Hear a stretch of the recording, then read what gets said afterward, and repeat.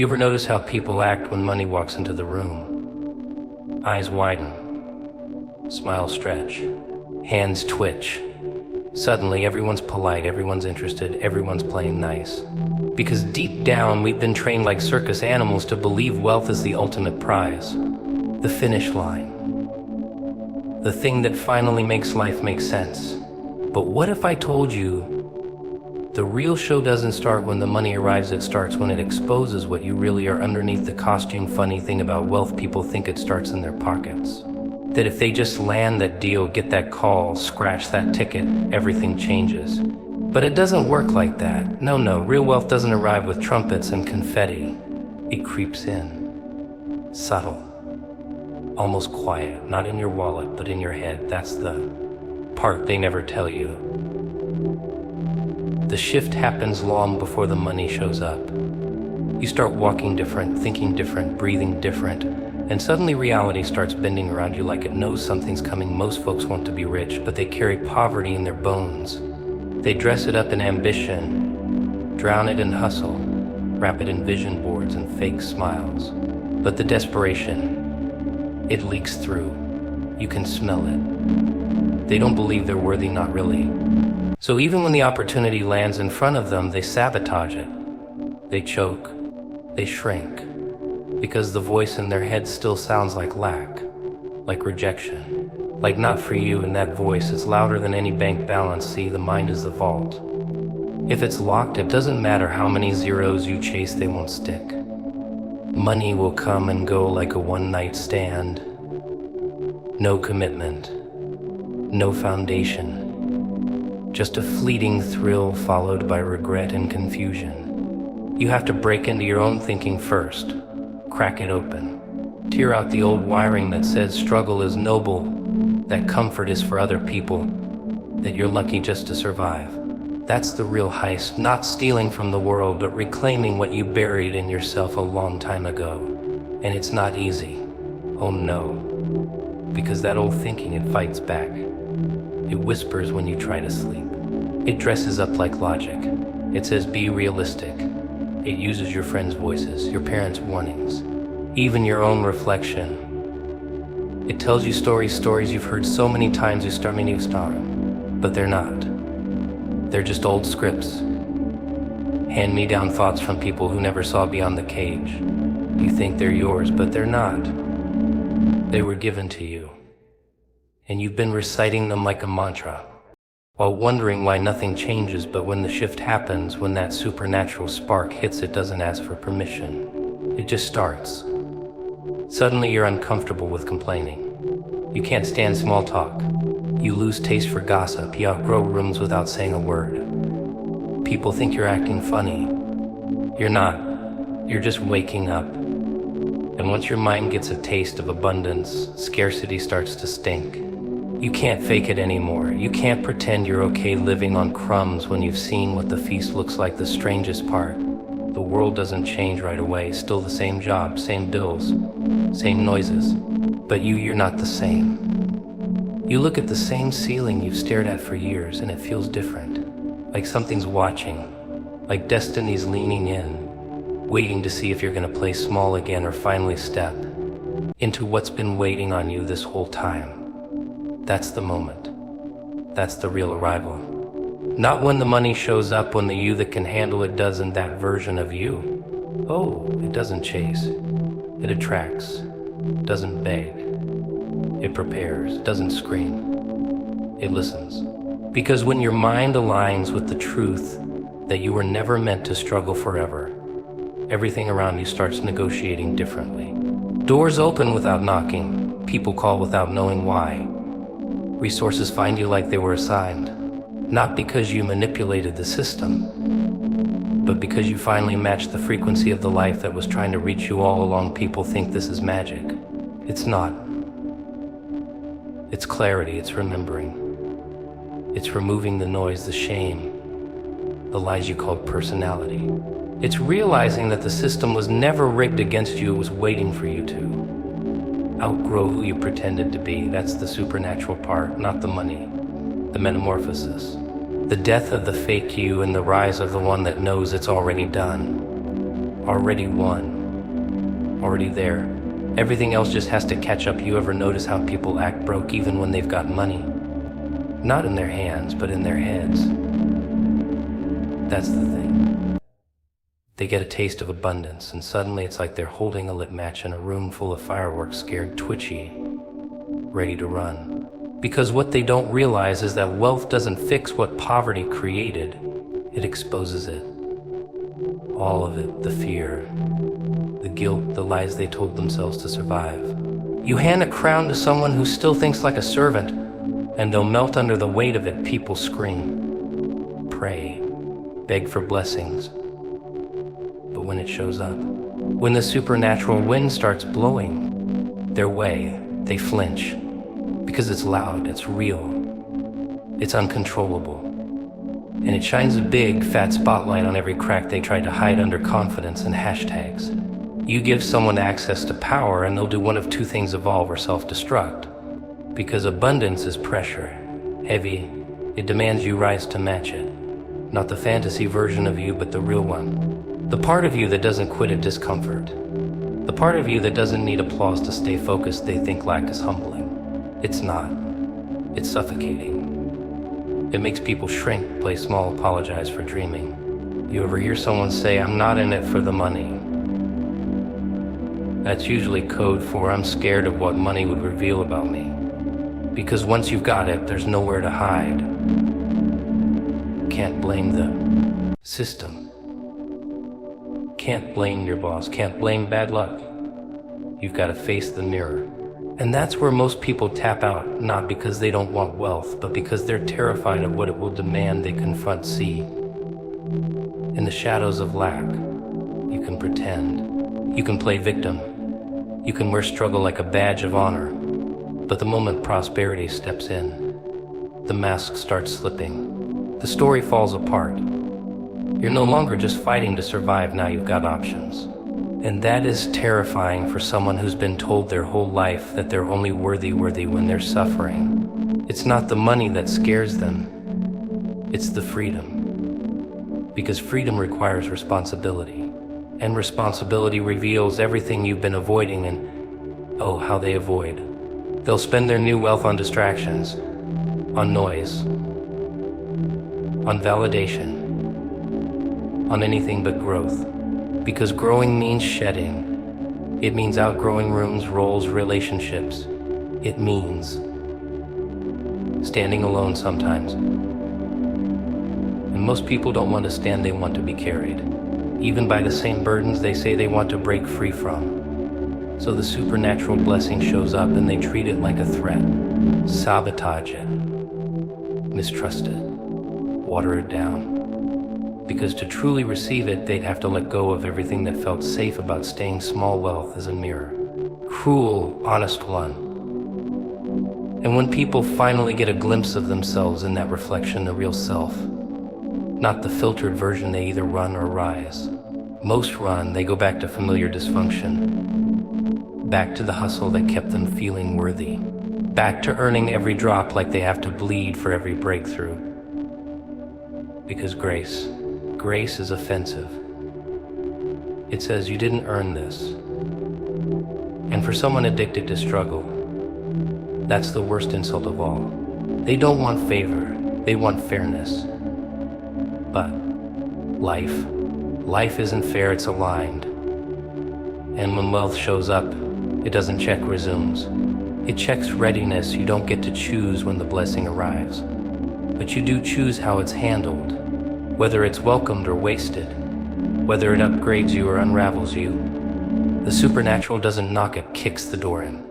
And if you're still sitting there with old beliefs wrapped around you like a straitjacket, you'll call the breakthrough a burden. You'll turn gold into dust with your mindset alone. Because the external never lasts without internal renovation. And that's the truth nobody wants to hear. They want formulas, they want 5 steps. They don't want fire. But fire is what purifies, and if you can't take the heat, you'll keep turning miracles into messes. So don't tell me you want wealth if you're not ready for exposure. I don't talk about overflow when you're still hoarding crumbs. Don't ask for abundance if you're going to treat it like a creed, because Supernatural blessings don't stick to surface level people. They demand depth, demolish ego, break pride. And most of all, they require you to look at yourself with no filter, no excuse, no script. Just truth. And truth, well, it doesn't care who you were pretending to be. People always say, I'll believe it when I see it. That's the game, right? Logic, proof, evidence. But what they don't realize is that by the time they see it, it's already too late to become it. The real shift, the real power. It starts when you feel it before anything around you makes sense. When everything looks the same, but something in your gut starts dancing. The music hasn't started, but your feet already know the rhythm.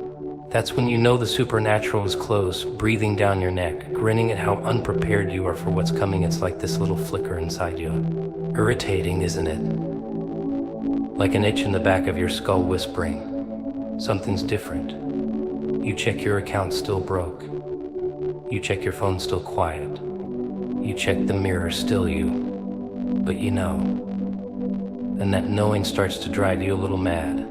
Because you're walking through the same boring routine, but your insides are vibrating like a countdown just hit 0. It's not anxiety, it's alignment. And that's the part that breaks people. First, the waiting room between the feeling and the proof. Most people don't make it through that part. They need confirmation. They need claps. They need signs in the sky and voices from the clouds. But the ones who get there, they don't wait to see. They act like it's already here. Not because they're delusional, not because they're arrogant, but because their spirit caught the memo before their eyes did. They feel the atmosphere shift like a pressure drop before the storm. They walk into empty rooms like something holy's already waiting in the corner. That kind of certainty makes people uncomfortable. It's dangerous. It's contagious. It's supernatural. And the beautiful part, you can't fake it. Oh, you can pretend for a while, talk the talk, quote the quotes, post the pictures, but the supernatural doesn't respond to performance. It responds to posture, to how you carry your waiting, to how you honor the season before the spotlight hits. It listens to your silence, not your speeches. Watches your late nights, not your live streams. It's sneaky like that, testing you without telling you you're being tested. Seeing if you'll keep moving when no one's watching. If you'll clean the stage before anyone's clapping. If you'll show up when the doors are still locked. And here's the twist: most people want the wealth but not the wisdom. They want the harvest without the humility. They think if they just grind long enough, cry loud enough, post hard enough, it'll happen. But the ones who really catch the miracle, they don't shout about it. They prepare like it's already theirs. They start walking like royalty while they're still sleeping on floors. That's the giveaway. That eerie calm, that insane confidence, that weird glow of someone who's not just hoping they know. And people laugh at that until it shows up, until it lands, until everything shifts and they realize, oh, they weren't crazy. They were early. That's the thing about supernatural days. They don't come with a calendar invite. No warning, no warm-up. Just boom, everything changes. And the only people who can hold it are the ones who are already shaped by the unseen weight of the promise. The ones who let the waiting refine them instead of destroy them. The ones who didn't flinch when it got lonely. Who didn't beg for attention when they were being hidden. Because that hidden season, that's not punishment. That's protection. That's where the roots go deep. That's where the real strength is built. Quiet, ugly, necessary. You can't fake preparation. The supernatural doesn't show up for sloppy. It doesn't land on confusion. It's attracted to order, to inner clarity, to the kind of mindset that says, I don't need to see it to start becoming it. And that right there is the moment the shift begins. When you stop needing the world to co-sign your calling. When you stop begging for backup. When you finally become dangerous not because of what you have, but because of what you've decided to expect regardless of what you see. So if today's the day, if the wealth is already en route, don't expect it to come with fireworks. Expect it to sneak up on you in the ordinary, in the same streets you've walked 1,000 times, in the same body that's felt tired for years. And when it comes, you'll know. Not because it looks different, but because you do. Because you prepared like the miracle was on a timer. Because you didn't need proof to move. Because you stopped asking permission and just started walking like it already belonged to you. They always want a sign, don't they? Some loud, dramatic thunderclap in the sky, angels doing backflips, trumpets screaming in their ears. As if the supernatural needs to make an entrance just to get their attention. But that's not how it works. No, the real stuff, it shows up soft, subtle, creepy even. Slips into your life like a shadow at the edge of the frame. Barely noticeable. Until suddenly, everything's different and you can't explain why. You just wake up one day and the air feels heavier, the silence feels charged like something's watching, waiting, deciding if you're ready for the weight that's about to hit your life like a freight train without brakes. People miss it because they're too busy yelling at the heavens to hear the whisper in their soul, running around asking everyone what they think instead of sitting still long enough to recognize the shift.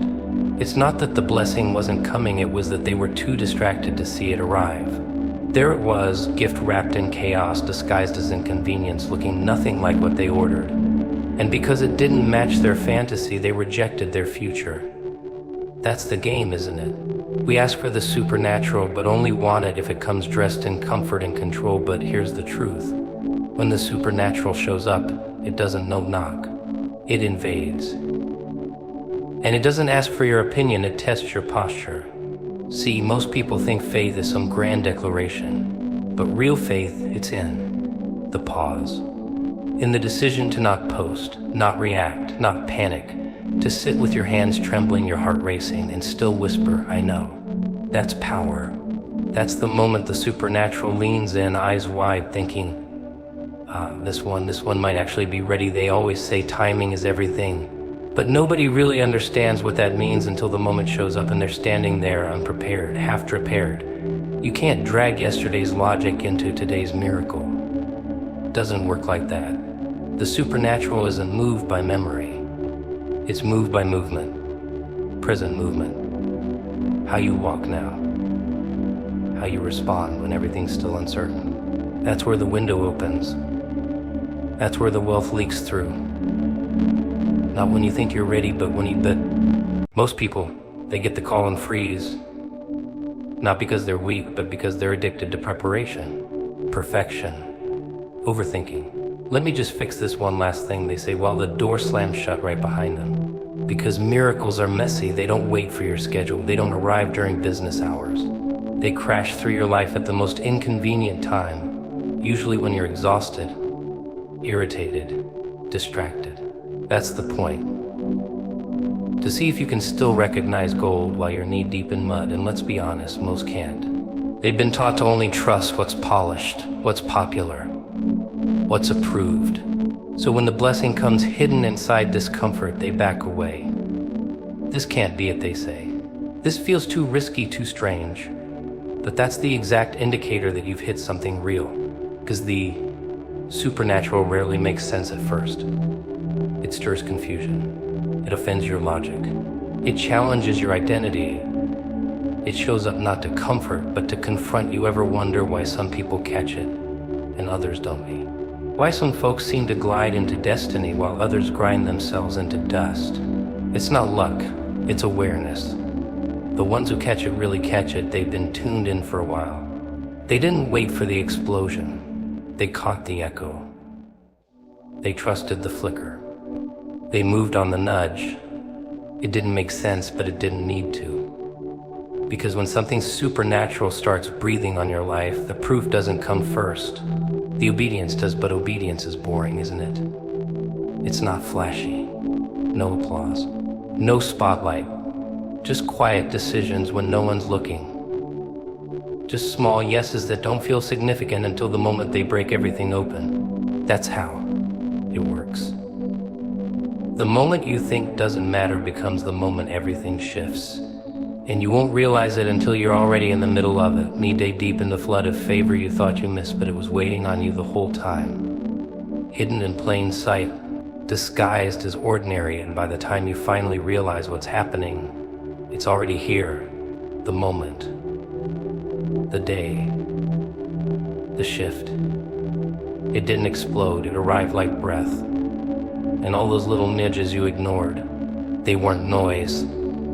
They were the alarm clock of destiny ringing in your soul while the rest of the world slept. Not because you're special, not because you earned it, but because you were willing to listen when everyone else needed a sign in the sky. Isn't it funny how people pray for a miracle, beg for it, cry for it, scream into their pillows for it, and then when it finally comes, they flinch, like a punchline they didn't see coming, like they asked the universe for a gift and now they're afraid to open the box. That's the real joke right there. Everyone wants the light, but nobody's ready for how blinding it is when it finally hits their eyes. Because people romanticize the breakthrough, but they forget it comes with pressure. It comes with change. It comes with a spotlight they can't turn off. And suddenly their comfort zone starts burning, and instead of celebrating, they start running. They don't tell you that the arrival of the miracle feels more like a threat than a blessing at first. Because now you've got something to lose. Now there's weight on your shoulders. Now people are watching. Now you've got a reason to wake up with fire in your lungs, and that scares the average soul. They'd rather live in the CFC of someday than deal with the responsibility of now. That's the problem. They prayed for the door, but now they're too scared to walk through it. Too attached to their old wounds, their old habits, their old narratives. It's easier to be broken with an excuse than healed with a mission. You don't get to control how the miracle looks. You don't get to dictate the package it arrives in. Sometimes it shows up wearing disappointment. Sometimes it comes wrapped in betrayal. Sometimes it looks like the very thing you swore you'd never go near again. That's why most people miss it. Because they're squinting, expecting it to glow, expecting it to feel perfect. But real transformation, it feels like whiplash. It doesn't ease in. It smashes through the door, flips the table, and says, ready or not. And you either rise or you retreat. And no, they'll retreat, not because they're weak. No, weakness isn't the issue. It's the addiction to predictability. They want the wealth but still crave the struggle. They're used to the chaos. It's familiar, comfortable, even. So when peace finally comes, when success finally comes, they start self-sabotaging just to feel normal again. That's the tragedy. They were never afraid of failure. They were afraid of being seen succeeding. Because that means no more hiding. No more excuses. No more playing small to keep others comfortable. People say they want a miracle. But what they really want is a loophole, a shortcut. A fast-forward button so they can skip the part where they grow. But the supernatural doesn't work like that.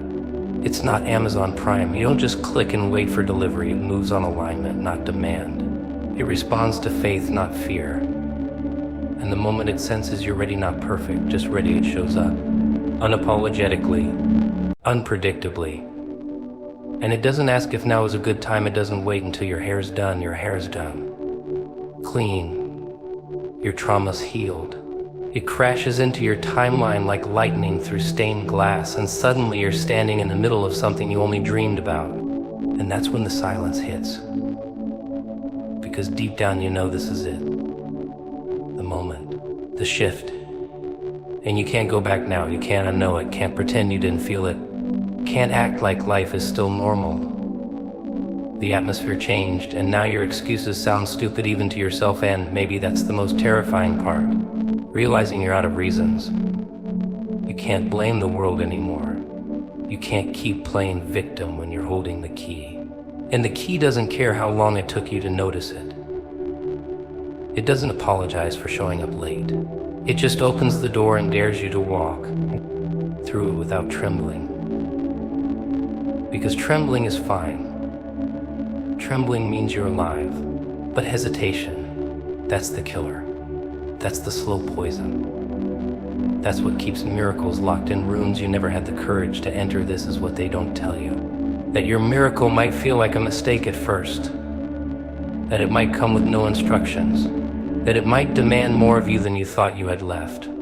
But underneath all that noise is the truth you always suspected, that you were built for this. That the delay wasn't denial, It was preparation. That the reason it's finally here isn't because the timing was right, it's because you finally were. Not because you mastered the process, but because you stopped flinching at the idea of being chosen. Because you finally looked at the chaos and said, let's dance.